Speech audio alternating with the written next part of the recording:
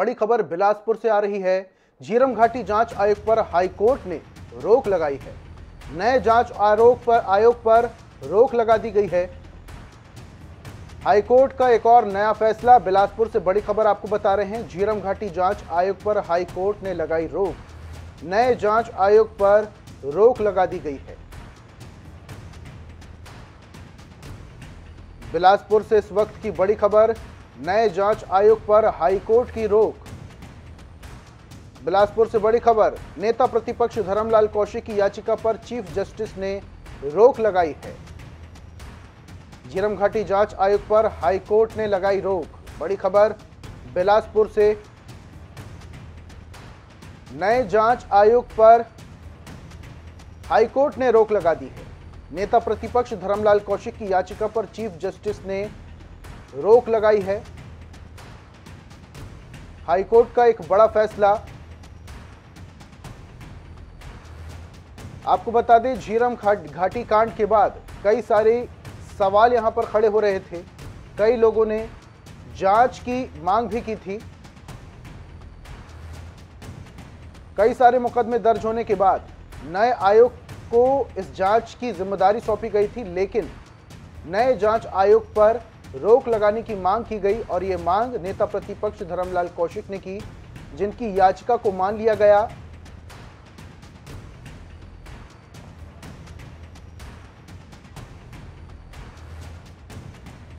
और इस पर ज्यादा जानकारी के लिए बिलासपुर से हमारे सहयोगी संदीप करेहार जुड़ चुके हैं।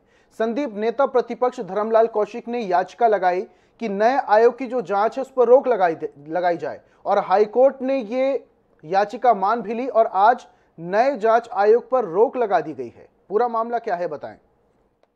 देखिए, सीधे सीधे समझने की बात है। झीरम घाटी मामले को लेकर के 8 साल बाद जो प्रशांत कुमार मिश्रा जो जस्टिस थे, उनकी कोर्ट न्यायिक आयोग में लगातार सुनवाई हो रही थी। उसके बाद सुनवाई होने के बाद एक विस्तृत रिपोर्ट जो राज्यपाल को सौंपा गया था। इस विस्तृत रिपोर्ट में सरकार की ओर से उसको विधानसभा पटल पे 6 महीने के भीतर प्रस्तुत नहीं किया गया, जिसको लेकर के एक नई जो आयोग है झीरम घाटी मामले को लेकर के वो गठित की गई थी, जिसकी पूर्व में सुनवाई हो भी चुकी है बिलासपुर और रायपुर में। इसको लेकर के नेता प्रतिपक्ष छत्तीसगढ़ विधानसभा धर्मलाल कौशिक ने इसकी याचिका हाईकोर्ट में दाखिल की थी, जिसकी याचिका पर सुनवाई करते हुए चीफ जस्टिस की डिवीजन बेंच ने इस मामले पर स्थगन फिलहाल के तौर पर दे दिया। उन्होंने कहा कि रिपोर्ट सार्वजनिक नहीं की गई है और विधानसभा पटल पर नहीं रखा गया, लिहाजा इसको दोबारा गठित करना गलत है। जबकि पूर्व जो न्यायिक आयोग जो कमेटी थी, उसने इस रिपोर्ट को विस्तृत तौर पर जांच करके 8 सालों तक करके इसको सौंप दिया है। संदीप, जरा ये भी स्पष्ट करें कि सत्ता पक्ष हो चाहे विपक्ष हो, दोनों ही इस पूरे मामले की जांच के लिए कई बार आवाज उठा चुके हैं, लेकिन इस बार जो नए जांच आयोग पर रोक लगाने की बात धर्मलाल कौशिक कर रहे हैं, आखिर क्या वजह बताई जा रही है?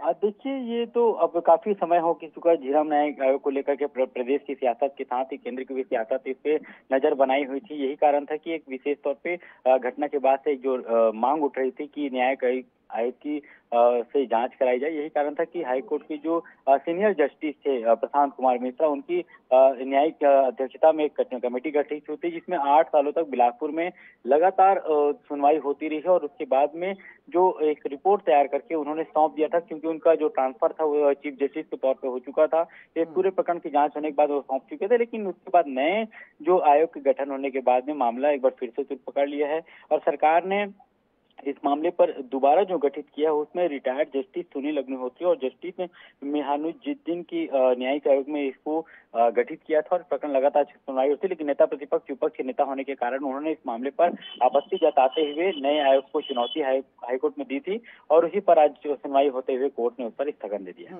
संदीप, बने रही हमारे साथ। दर्शकों को बता दें, इस वक्त की बड़ी खबर बिलासपुर से हम आपको बता रहे हैं। झीरम घाटी कांड पर हाईकोर्ट का एक बड़ा फैसला। नए जांच आयोग पर हाईकोर्ट ने रोक लगा दी है। इस वक्त की बड़ी खबर बिलासपुर से हम आपको बता रहे हैं। झीरम घाटी जांच आयोग पर हाईकोर्ट ने लगाई रोक। नए जांच आयोग पर हाईकोर्ट की रोक लग गई है। बिलासपुर से इस वक्त की बड़ी खबर। नेता प्रतिपक्ष धर्मलाल कौशिक की याचिका पर चीफ जस्टिस ने नए जांच आयोग पर रोक लगाई है। इस वक्त की बड़ी खबर बिलासपुर से आपको बता रहे हैं, जहां पर झीरम घाटी कांड के बाद तमाम सारे राजनीतिक दल और पार्टियां इस पूरे मामले की जांच को लेकर कई बार आवाज उठा चुके हैं, कई बार कोर्ट का दरवाजा भी खटखटा चुके हैं, लेकिन आज एक अलग फैसला हाईकोर्ट की तरफ से इस पूरे मामले की जांच को लेकर नया जांच आयोग बनाया गया था और इस नए जांच आयोग पर धर्मलाल कौशिक ने याचिका लगाई थी कि इस नए जांच आयोग पर रोक लगाई जाए और आज हाईकोर्ट ने इस नए जांच आयोग पर रोक लगा दी है। लगातार हमारे सहयोगी संदीप हमारे साथ जुड़े हुए हैं। संदीप, कांग्रेस की तरफ से क्या प्रतिक्रिया सामने आ रही है जब नेता प्रतिपक्ष धर्मलाल कौशिक ने इस पूरे मामले को लेकर हाईकोर्ट में याचिका लगाई कि इस नए जांच आयोग पर रोक लगाई जाए? संदीप, सुन पा रहे हैं? जी जी बिल्कुल, इस मामले को लेकर के कांग्रेस की भी प्रतिक्रिया सामने आई थी कि जो रिपोर्ट पूर्व में जो बनाई गई थी उसमें कहीं न कहीं जांच पूरी तरीके से नहीं किया गया। यही कारण थी कि राज्य सरकार ने इस मामले पर एक नई आयोग गठित की थी और इसको लेकर के एक जो सुनवाई है बिलासपुर में और रायपुर में हुई थी। लेकिन इस मामले की गंभीरता को देखते हुए धर्मलाल कौशिक की ओर से अधिवक्ता विवेक शर्मा ने याचिका दाखिल किया था कि ये रिपोर्ट 8 सालों तक की सुनवाई लगातार कोर्ट में न्यायिक आयोग में चलती रही है, जिसमें सभी बिंदुओं पर जांच की गई है और जांच पूरी होने के बाद भी सरकार दोबारा से जांच कराना ये गलत है। यही कारण था कि विधानसभा पटल पर भी 6 महीने के भीतर सार्वजनिक रूप से रखा नहीं गया। तो इसको लेकर के तमाम बातें उस याचिका में धर्मलाल कौशिक की ओर से कही गई थी और इस मामले पर आज कोर्ट ने स्थगन दे दिया है। संदीप, इसके अलावा तमाम राजनीतिक पार्टियों की भी इस पूरे मामले को लेकर प्रतिक्रिया सामने आ रही होगी, क्योंकि झीरम घाटी कांड काफी बड़ा प्रसिद्ध और काफी बड़ा कांड था जिसको लेकर जांच के लिए कई सारी राजनीतिक पार्टियां कई बार हाईकोर्ट का दरवाजा भी खटखटा चुके हैं और जांच की मांग भी की जा चुकी है। बिल्कुल, जांच की मांग तो लगातार होते रही है, लेकिन जब इस मामले पर विरोध इस बात का है नेता प्रतिपक्ष धर्मलाल कौशिक का कि जब इस मामले पर 8 सालों तक जब एक लगातार सुनवाई होती रही है, उनकी भी सरकार आने के बाद भी लगातार सुनवाई होती रही है, तमाम बिंदुओं पर जांच की गई है उसके बावजूद लेकिन ये रिपोर्ट सार्वजनिक नहीं की सरकार ने। जबकि जस्टिस प्रशांत कुमार मिश्रा ने जब तबादला हुआ तो उन्होंने इस रिपोर्ट को सीधे तौर पे राज्यपाल को सौंप दिया था। उसके बाद भी सियासत की काफी रंगी थी, लेकिन इस मामले की हकीकत अब तक सामने नहीं आ पाई। हालांकि राज्य सरकार इस रिपोर्ट में जरूर इस बात में ठीक है संदीप, बने रहिए हमारे साथ सुशील आनंद शुक्ला, संचार विभाग कांग्रेस से जुड़े हुए हैं। सुशील जी, आज धर्मलाल कौशिक ने जो याचिका लगाई थी हाईकोर्ट में कि नए जांच आयोग पर झीरम घाटी मामले में जो जांच के लिए नए आयोग को बनाया गया था उस पर रोक लगाई जाए, और आज हाईकोर्ट ने फैसला भी सुना दिया और जो नया जांच आयोग बनाया गया था उस पर हाईकोर्ट की रोक लगा दी गई है। क्या कहेंगे इस पूरे मसले को लेकर? देखिए, माननीय हाईकोर्ट ने आगामी तिथि तक इस पर रोक लगाया है। निश्चित तौर से हम अपना पक्ष और रखेंगे, हमारे वकील, सरकारी वकील सरकार का पक्ष को रखेंगे। हमें पूरा भरोसा है कि अदालत न्यायिक आयोग के काम को आगे करने देगी। देखिए, भारतीय जनता पार्टी, हम तो शुरू से बोल रहे हैं, जिस दिन से धर्मलाल कौशिक जी ने इस याचिका को लगाया उस दिन से हमारा यह आरोप है कि भारतीय जनता पार्टी नहीं चाहती है कि झीरम का सच सामने आए। न्यायिक आयोग, जो पुराना न्यायिक आयोग था जो जस्टिस मिश्रा की कमेटी में बना था, उस न्यायिक आयोग के सामने 8 बिंदु और जोड़े गए थे। न्यायिक आयोग ने उस समय कहा था कि हमें और समय चाहिए, समय का एक्सटेंशन किया गया। फिर अचानक जस्टिस मिश्रा का ट्रांसफर होता है, जस्टिस मिश्रा की कमेटी ने रिपोर्ट को जमा कर दिया। हमारा सवाल यहीं पे था कि जब आपके पास में आपने समय मांगा था, फिर जांच पूरी नहीं हुई, आपने रिपोर्ट जमा कर दिया। इसीलिए आयोग को एक्सटेंशन किया गया और उसमें 2 सदस्यीय कमेटी जस्टिस मीनाउद्दीन, जस्टिस अग्निहोत्री की कमेटी बना के इस आयोग को और आगे बढ़ाया गया। भारतीय जनता पार्टी को पीड़ा इसी बात की है कि जो झीरम के षड्यंत्र की जांच का बिंदु जो इस आयोग में जोड़ा गया है, कहीं उससे तत्कालीन सरकार की पोल न खुल जाए। आप देखिए, भारतीय जनता पार्टी झीरम के मामले में हमेशा से रोकने वाली काम की है। जब ये सरकार में थे, पीड़ित पक्ष के लोग माननीय मुख्यमंत्री तत्कालीन डॉक्टर रमन सिंह जी से मिलते थे, बोलते थे गृह मंत्री से मिलाइए और सीबीआई जांच करवाइए, कभी गृह मंत्री से मिलने नहीं दिया गया। जब एनआईए की जांच हुई, एनआईए ने क्लोजर रिपोर्ट लगा दिया। हमारी सरकार आई, हमारी सरकार ने एसआईटी का गठन किया तो एनआईए ने यह बोल के फाइल नहीं दिया कि अभी हमने जांच करना है। जब आपने क्लोजर रिपोर्ट लगा दिया, फिर आपको फाइल देने में क्या दिक्कत थी? लेकिन फाइल इसलिए नहीं दी गई कि एसआईटी जांच न कर पाए। तो लगातार इस मामले में भारतीय जनता पार्टी बाधक बनते रही है और ये जो वर्तमान में जो याचिका लगाई गई वो भी सिर्फ यही कारण है कि नहीं चाहते। ठीक है सुशील जी, ठीक है सुशील जी, हमारे साथ संजय जी जुड़े हुए हैं, बीजेपी नेता, उनसे प्रतिक्रिया ले लेते हैं। संजय जी क्या कहेंगे? पूरी बात आपने सुशील जी की सुनी और कई सारे आरोप भी लगा रहे हैं तत्कालीन सरकार पर और पूर्व मुख्यमंत्री पर भी उन्होंने आरोप लगाए कि सच सामने नहीं आने देना चाहते हैं, इसलिए बार बार जांच आयोग पर रोक लगा रहे। जैसे कि आज हाईकोर्ट ने जांच आयोग पर रोक लगाई है, धर्मलाल कौशिक ने याचिका लगाई थी। क्या कहेंगे इस पूरे मामले पर? देखिए, मुझे ऐसा लगता है कि माननीय उच्च न्यायालय ने एक करारा तमाचा कांग्रेस की सरकार पर मारा है और उसकी पीड़ा व्यक्त कर रहे हैं कांग्रेस के नेता। मुझे लगता है कि माननीय न्यायालय के जो भी आदेश हैं उसके बाद किंतु परंतु करने की बहुत आवश्यकता नहीं। और माननीय सुशील भाई ठीक बोल रहे हैं कि जांच पर बाधा, सत्यता सामने नहीं आना, हम इसीलिए तो गए कोर्ट पर कि ये नई बनाकर, अपने अनुसार बनाकर, अपनी सुविधा अनुसार बनाकर आखिर आप क्या लीपापोती करना चाहते हो। प्रशांत मिश्रा न्यायिक जांच आयोग की रिपोर्ट में आखिर ऐसा क्या डर है आपको? उसका खुलासा आप रखिए तो सामने, उसके बाद जाइए उस पर इंटरव्यू करिए कि इसमें ये जांच नहीं हो पाई। पहले जो रिपोर्ट सबमिट हुई इसको तो सामने आने दीजिए। आखिर क्यों नहीं आने देना चाह रहे हैं? आखिर कौन से ऐसे नेता उसमें फंस रहे हैं? जो मई में ये घटना हुई थी तब से ही धरातल पर, राजनीतिक धरातल पर चर्चा का विषय बना था कि इसमें कांग्रेस के लोगों का ही नाम क्यों आ रहा है, आखिर क्यों दबा रहे हैं। विपक्ष में रहते थे कि जेब में सबूत है, अरे आइए ना कोर्ट पर और सबूत को जमा कर दीजिए, जरा सबूत जमा करिए, सबूत तो आपके पास के हैं। तो कुल मिलाकर ये जांच पर बाधा स्वयं बनना चाहते हैं, सरकार का दुरुपयोग करके उस जांच रिपोर्ट को सामने नहीं आना देना चाहते। ये अपने अनुकूल जांच रिपोर्ट, अपनी ही कमेटी, अपने घर की कमेटी, यही न्यायालय है, यही सरकार है, यही सब कुछ है। तो मुझे लगता है न्यायालय ने आपको बता दिया, आपका चेहरा दिखा दिया कि आप गलत रास्ते पर चल रहे हैं। और मुझे लगता है कि इस पर अब नैतिकता के नाते कांग्रेस को एक शब्द बोलने का अधिकार नहीं है। सुशील जी क्या कहेंगे आप? संजय जी का कहना है कि हाईकोर्ट ने करारा तमाचा कांग्रेस पार्टी पर मारा है, क्या कहेंगे? कई सारे आरोप भी वो लगा रहे हैं कि क्यों सच सामने नहीं आने देना चाहती कांग्रेस पार्टी। हाईकोर्ट के माध्यम से ही इनका सच सामने आएगा। अभी हाईकोर्ट ने सिर्फ आगामी आदेश तक रोक लगाया जांच आयोग के काम पे। अब मुझे हमें पूरा भरोसा है कि हाईकोर्ट झीरम के सच को बिल्कुल रोकना नहीं चाहेगा। हाईकोर्ट चाहेगा कि तत्कालीन सरकार के जो षड्यंत्रकारी लोग थे, जिन्होंने तत्कालीन प्रदेश कांग्रेस अध्यक्ष नंद कुमार पटेल को सुरक्षा नहीं दिया था, जिन्होंने महेंद्र कर्मा की सुरक्षा हटा ली थी, ऐसे चेहरे बेनकाब होना चाहिए। झीरम में जो चूक की बात किया था डॉक्टर रमन सिंह जी ने, उस चूक की जांच क्यों नहीं की गई? उस चूक के पीछे कौन थे? सारी चीजें बेनकाब होना चाहिए। दरअसल भारतीय जनता पार्टी के दामन पे हमारे 31 नेताओं के खून का दाग लगा हुआ है और इसीलिए भारतीय जनता पार्टी डर रही है। अदालत क्यों डर रही? भाई जांच हो जाने दीजिए, क्यों डर रहे हो? अरे डर इसीलिए रहे हो कि जो जुर्म का सबूत है वो अदालत के सामने जाएगा। अभी जांच आयोग, वर्तमान जांच आयोग ने, जस्टिस मिश्रा जांच आयोग ने जो बिंदु थे उस बिंदुओं पे जांच नहीं किया था। 5 गवाहों को नोटिफाइड किया गया था, उन गवाहों से पूछताछ नहीं हुई थी। तो जब आधी अधूरी रिपोर्ट कैसे सामने आएगी? आधी अधूरी रिपोर्ट जस्टिस मिश्रा आयोग ने गवर्नर के पास प्रस्तुत करके बता दिया था कि अभी जांच पूरी नहीं हुई है। अब भाजपा नहीं चाहती जांच हो, इसीलिए इनके द्वारा केंद्र सरकार के माध्यम से षड्यंत्र करके एसआईटी को फाइल नहीं दी गई। इसीलिए ये चाहते हैं कि हाईकोर्ट का दुरुपयोग करके वहां पे ये जांच को रोके। लेकिन अभी हाईकोर्ट ने स्टे दिया है। हाईकोर्ट ने न्यायिक आयोग को खारिज नहीं किया। हाईकोर्ट ने कहा है कि आगामी आदेश तक न्यायिक आयोग पे रोक लगाई जाती है। अगली पेशी में सुनवाई होगी। ठीक है संजय जी क्या कहेंगे आप? सुशील आनंद शुक्ला की बात पर क्या कहेंगे आप? कई सारे आरोप लगा रहे हैं, क्यों बीजेपी आखिर नहीं चाहती कि सच सबके सामने आए?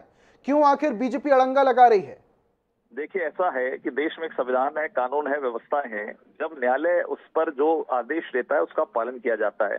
अभी इन्होंने कहा कि हाईकोर्ट का दुरुपयोग, अरे भैया ऐसे शब्दों को वापस ले लो। हाईकोर्ट का दुरुपयोग नहीं होता कभी। हाईकोर्ट स्वतंत्र है, वो निर्णय करता है। गलती से इस तरह के मुंह से शब्द आगे ना निकालें तो बेहतर होगा।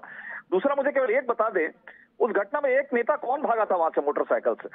कौन भागा था वो नेता? वो कैसे, कहां भाग गया था वो? अचानक दौड़ के, मोटरसाइकिल खड़ी थी, चाबी था, ये चर्चा का विषय है। कौन था वो? भाजपा का नेता था कि कांग्रेस का? बताइए, उसको प्रस्तुत करवाइए वहां पर। देखिए, ऐसा है, चरणदास जी के अस्पताल में किसने क्या किया, पेपरों में छपा है, सबके रिकॉर्ड हम रखते हैं। ये मत कहिए, खुलासा आने दीजिए। और आपको कैसे मालूम कि जांच रिपोर्ट अधूरी है? कहां प्रशांत मिश्रा जी का बयान आया है कि मेरी जांच अधूरी है? जी संजय, लेकिन इसके अलावा सुशील आनंद शुक्ला बीजेपी पर 31 नेताओं के खून का आरोप भी लगा रहे हैं, बड़ा आरोप लगा रहे हैं। ये 31 नेताओं की हत्या हुई है, अनेक भाजपा नेताओं की हत्या हुई। भीमा मंडावी जी भी शहीद हुए। तेरा मेरा छोड़िए, नक्सल के जनक है कांग्रेस। नक्सलबाड़ी से प्रारंभ हुआ था इनके समय में, इनकी सरकार के समय, जो आज सिरदर्द हो गया सबके लिए। ठीक है सुशील जी, ठीक है संजय जी आपके पास वापस आऊंगा। सुशील जी क्या कह रहे हैं आप? नक्सल के जनक है कांग्रेस। देखिए, इस प्रदेश में जब भारतीय जनता पार्टी की सरकार थी, सिर्फ 3 लाख तक नक्सलवाद था। नक्सलवादियों से 80% भारतीय जनता पार्टी के नेता फंसे हुए थे। बनवासी कल्याण आश्रम चला के इनके आरएसएस के लोग नक्सलियों के एजेंट बने हुए थे। 15 साल तक इन्होंने क्या किया? जो नक्सलवाद सुकमा के दूरस्थ था, वो रमन सिंह के गृह क्षेत्र कवर्धा तक पहुंच गया था। 14 जिले में नक्सलवाद पहुंचाने का श्रेय भारतीय जनता पार्टी को जाता है। हमारी सरकार आने के बाद 3 साल में जो नक्सलवाद नियंत्रित हुआ है, इनकी खुद की केंद्र सरकार बोलती है कि 80% नक्सली हमलों में छत्तीसगढ़ में कमी आई है। वही काम पहले क्यों नहीं हुआ? दरअसल भारतीय जनता पार्टी नक्सलवाद के नाम पे केंद्र से मिलने वाले फंड को डकारने के लिए छत्तीसगढ़ को इस जोरदार आतंक में डाले हुई थी, और सिर्फ सत्ता के लालच में इन्होंने हमारे नेताओं की जानबूझ के हत्या करवाई थी। उनके हमारे नेताओं के सुरक्षा हटाई गई थी, और उसी से बचने के लिए, उसी डर के मारे, अरे भाई क्यों जा रहे हो आप हाई कोर्ट, क्यों जा रहे हो सुप्रीम कोर्ट? हो जान दीजिए जांच। 5 गवाहों की लिस्टिंग की गई थी, उनकी जांच नहीं करवाई गई। उसके बाद में ये स्थिति बनी है। अब ये तो अभी ये जो बोल रहे हैं, बिल्कुल हाई कोर्ट ने कभी सिर्फ स्टे दिया है। हाई कोर्ट का आदेश तो आधार आने दीजिए। बिल्कुल हमें पूरा भरोसा है कि हाई कोर्ट इस आयोग के काम को आगे बढ़ाने की अनुमति देगा। अब भारतीय जनता पार्टी बेनकाब होगी। जिस दिन एसआईटी को फाइल मिल गई, उस दिन जीरम के हत्यारे, जीरम के गुनाहगार सलाखों के पीछे होंगे। ठीक है संजय जी, क्या कहेंगे आप? जिस दिन एसआईटी को फाइल मिल गई, उस दिन जितने भी हत्यारे वो सलाखों के पीछे होंगे। कहीं ना कहीं छोटी मोटी सही आरोप लगा रहे हैं बीजेपी पर, और बड़ा आरोप ये भी लगा रहे हैं कि हत्या के आरोपी भी हैं। अब ये समझ लीजिए, ये तो ऐसा है कि कंटेम्प्ट हो सकता है इनके बयान पर। आज मैं कह दूं कि आप सिद्ध कर दो, तो ये सब चलिए मैं तो ये छोड़ देता हूँ, ये तो बयानबाजी में होता रहता है, इसलिए हम बहुत ज्यादा इस विषय को उठाना नहीं चाहते। लेकिन मुझे ऐसा लगता है, हम भी तो चाहते हैं कि जांच की रिपोर्ट सामने आए। अरे भाई, जो पहली रिपोर्ट आई, जिस भी परिस्थिति में आई, उसको तो सामने रखिए। हिम्मत क्यों नहीं हो रही आपकी? मैं तो आ रहा हूं, उसके बाद जाइए ना जहां जाना, चार्ट बनाइए एसआईटी, कोई दिक्कत नहीं है। लेकिन पहली जांच रिपोर्ट, जब घटना के समय जो जांच कमेटी बनी थी, उसकी रिपोर्ट सामने आपको रखने में डर क्यों लग रहा है?